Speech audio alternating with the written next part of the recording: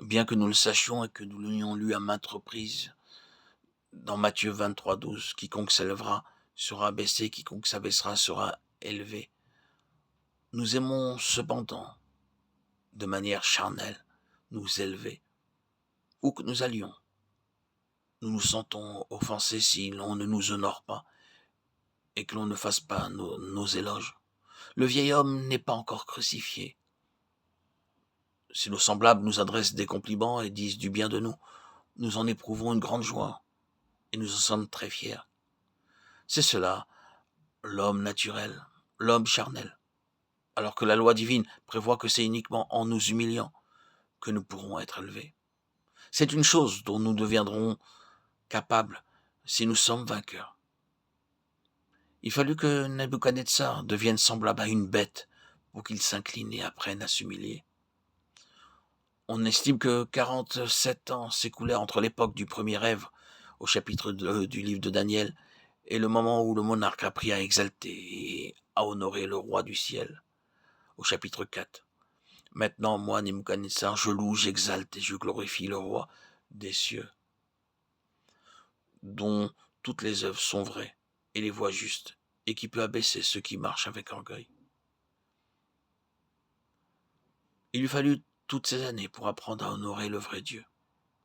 N'agissez pas comme Nebuchadnezzar, n'attendez pas d'être puni et de devenir semblable à une bête. Il vaut mieux rendre gloire au Seigneur en toutes choses et le louer à chaque occasion. C'est cela le secret d'une vie victorieuse.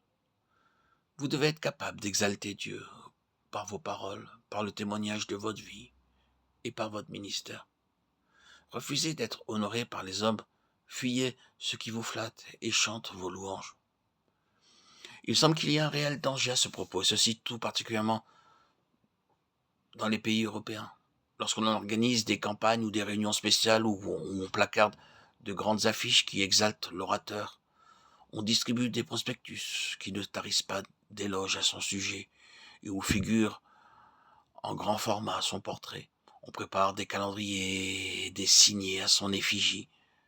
J'ai même entendu de braves gens glorifier des hommes avec inconscience. On s'imagine que c'est la meilleure manière d'attirer des foules dans les réunions, oubliant que notre Dieu est un Dieu jaloux et qui ne tolérera pas que l'on donne sa gloire à un autre. Considérons ces paroles prononcées par Nebuchadnezzar. Pour toi, aucun secret n'est difficile. Daniel 4, 8, 9. Daniel est un exemple type du vainqueur qui ne sera pas inquiet, préoccupé ou tracassé par quoi que ce soit, pas même par les choses qu'il ne peut comprendre pour le moment.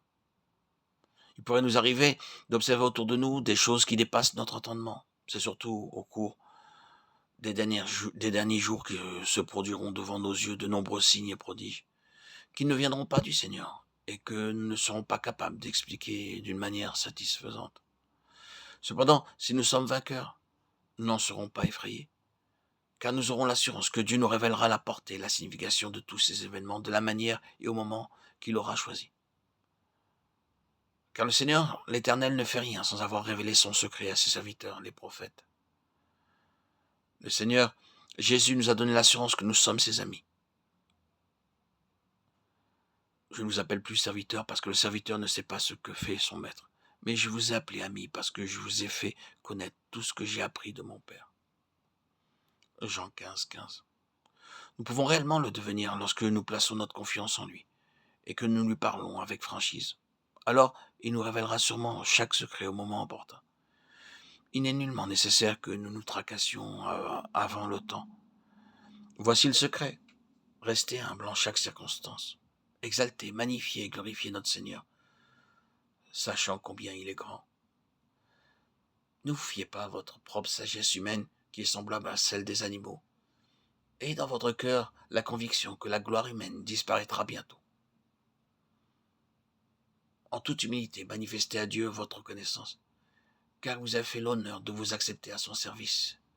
Et remerciez-le pour la joie que vous aurez de voir le fruit de votre labeur. C'est par sa grâce seule que vous êtes ce que vous êtes.